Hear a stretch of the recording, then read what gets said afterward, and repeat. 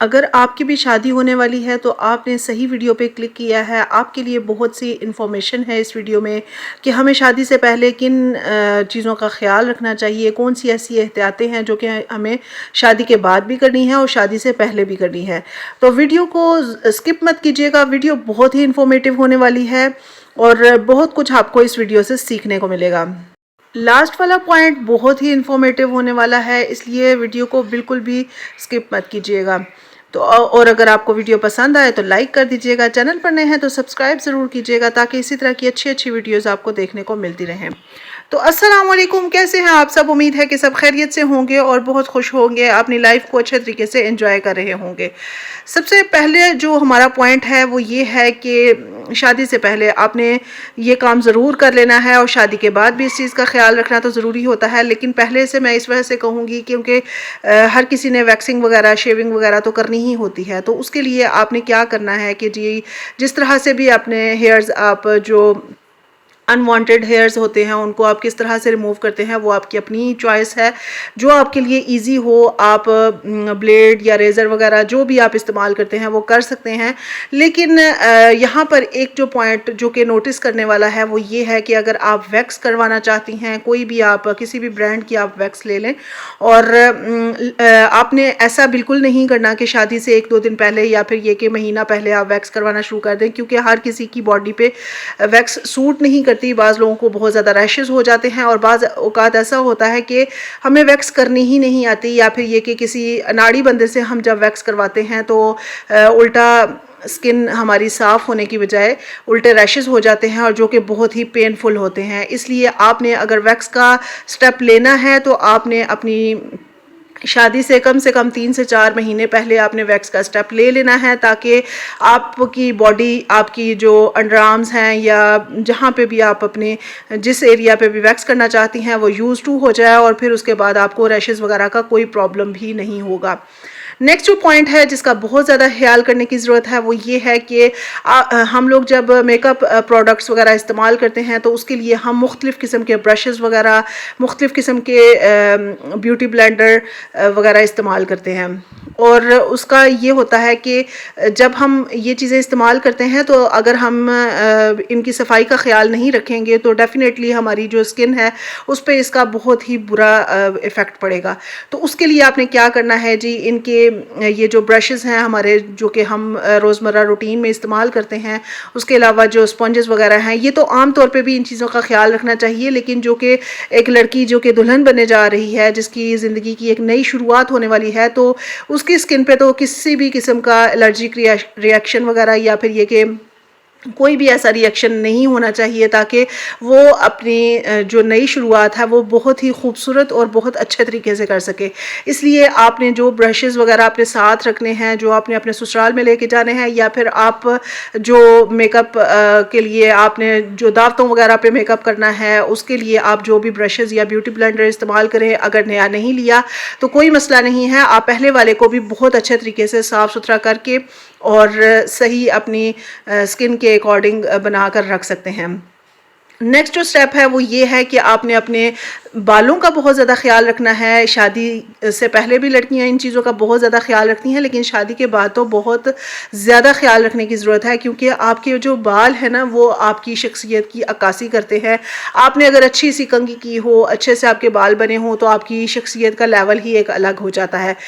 اس لیے وہ لڑکیاں جن کی شادی ہونے جا رہی ہے وہ اس ہیبٹ کو اپنائیں. ڈیلی روٹین میں آپ نے جب بھی کمرے سے باہر نکلنا ہے آپ نے اپنے اچھے طریقے سے اپنے بالوں کو سنوار کے پھر نکلنا ہے اور شاور لیں. پھر اس کے بعد آپ اچھا سا شیمپو اور ایک اچھا سا مائلڈ سا کنڈیشنر آپ ضرور یوز کریں. آپ کی جو بالوں کی لک ہے وہ بدل جائے گی. اس کے علاوہ آپ ڈفرینٹ قسم کی جو ہوم ریمیڈیز ہیں وہ بھی ٹرائی کر کے اپنے بالوں کو سافٹ، اسموتھ اینڈ سلکی بنا سکتی ہیں. نیکسٹ جو ٹپ ہے وہ یہ ہے کہ آپ نے اپنے جو دانتوں کی کیئر ہے اس کا بہت زیادہ خیال رکھنا ہے. پیلے دانت یا پھر یہ کہ اگر آپ کے منہ سے بیڈ آڈر آ رہی ہے تو وہ بہت بری لگتی ہے، اس کے بہت زیادہ بیڈ امپریشن پڑتے ہیں آپ کے ان لاز پہ بھی، آپ کے ہسبینڈ پہ بھی، اس لیے آپ نے ان چیزوں کا بہت زیادہ خیال رکھنا ہے. آپ نے صبح اور شام ضرور کوشش کرنی ہے کہ آپ نے برش کی عادت اپنے آپ کو ڈالیں، اور اس کے بعد کوئی اچھا سا ماؤتھ واش آپ کسی ڈاکٹر سے آپ ریکمینڈ کروا لیں، جس طرح کہ آپ کے دانتوں کے حساب سے آپ کو وہ اچھا سا ایک ماؤتھ واش، جس سے آپ کی جو بریتھ ہے وہ بہت اچھی ہو جائے گی اور ایک فریش بریتھ آپ کی ہوگی. اس کے علاوہ یہ کہ آپ یہ جو فریش اپ ببل ہے یا پھر کوئی بھی اس طرح کی جو فلیورڈ ببلز ہیں جن میں منٹ فلیور ہوتا ہے، وہ بہت اچھی ہوتی ہیں اس مقصد کے لیے. اگر آپ کے منہ سے کوئی باسی یا پھر بیڈ آرڈر آ رہی ہے تو آپ یہ ببل گم یا پھر سونف یا الائچی وغیرہ یہ اپنے ساتھ کیری ضرور کریں. نیکسٹ جو پوائنٹ ہے وہ یہ ہے کہ آپ نے اپنی جو ایک مسٹ ہے، اچھی سی ایک مسٹ آپ نے اپنے پاس رکھنی ہے جس سے آپ کی باڈی سے اچھی سی خوشبو آئے. ہر وقت آپ کے پاس ایک بھینی بھینی سی خوشبو آتی رہے. اس کے لیے آپ نے جو بھی آپ کسی بھی برانڈ کا پرفیوم استعمال کرتے ہیں وہ لے لیں. کوئی لوکل پرفیوم بھی آپ لے سکتے ہیں، اتنا کوئی ایشو نہیں ہے. برانڈ وغیرہ پہ اتنا زیادہ جانے کی ضرورت نہیں ہے، کیونکہ لوکل چیزیں بھی بعض اوقات بلکہ اکثر اوقات ہی اچھی نکل آتی ہیں. کسی بھی اچھے لوکل مارکیٹ سے آپ چلی جائیں اور اس کے بعد ادھر سے آپ اچھی سی ایک پرفیوم لے لیں اور ایک ڈیوڈورنٹ جو ہے وہ ضرور اپنی لائف میں انکلوڈ کریں. اس سے یہ ہوگا کہ آپ کی جو انڈر آرمز ہیں ان میں سے اسمیل نہیں آئے گی اور ہمیشہ آپ فریش فیل کریں گی. اس کے علاوہ آپ چھوٹے چھوٹے سے عطر کی جو باٹلز ہوتی ہیں نا، جو اکثر ہی لوکل مارکیٹ میں بھی اویلیبل ہوتی ہیں، وہ بھی آپ یوز کر سکتی ہیں. اس سے بھی بہت اچھی خوشبو آتی ہے. اگر آپ اپنے ساتھ کہیں کیری بھی کرنا چاہیں تو بہت ہی زیادہ آسانی ہو جاتی ہے. چھوٹی سی باٹل ہوتی ہے، اس کو کیری کرنا بھی بہت ایزی ہو جاتا ہے. وہ بھی آپ استعمال کر سکتی ہیں. نیکسٹ جو پوائنٹ ہے وہ یہ ہے کہ آپ نے جب بھی اپنا نیل پینٹ اپلائی کرنا ہے تو نیل پینٹ کی طرف یا لڑکیوں کو بہت زیادہ دھیان رکھنے کی ضرورت ہے. جو بھی آپ کلر اپلائی کرنا چاہتی ہیں، بے شک آپ اپنے سوٹ کے ساتھ، اپنے ڈریس کے ساتھ کنٹراسٹ کلر اپلائی کرنا چاہیں، میچنگ کرنا چاہیں، وہ آپ کی اپنی مرضی ہے.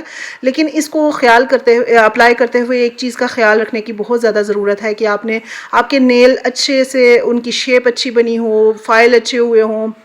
نیل فائلر کا آپ یوز کر سکتی ہیں تاکہ آپ کے نیلز کی اچھی سی شیپ ایک بن جائے.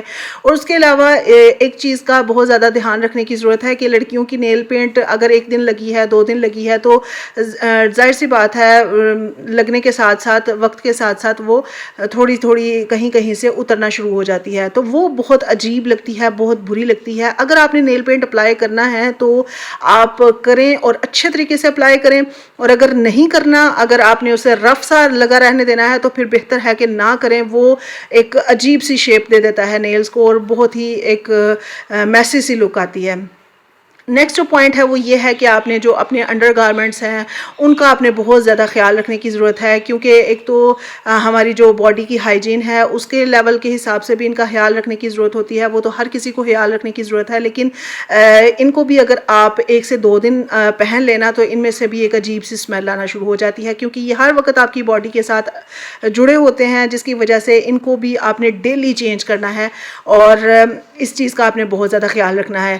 نیکسٹ پوائنٹ ہے وہ یہ ہے کہ جب بھی آپ نے کسی دعوت پہ جانا ہے، بے شک آپ دعوت پہ جا رہے ہیں، بے شک آپ کسی مارکیٹ میں جا رہے ہیں، بے شک آپ ہنی مون پہ جا رہی ہیں، جو بھی جہاں پہ بھی آپ جا رہی ہیں، آپ نے اپنے پینٹی اور اپنے پیڈز وغیرہ بالکل کیری کرنا نہیں بھولنا.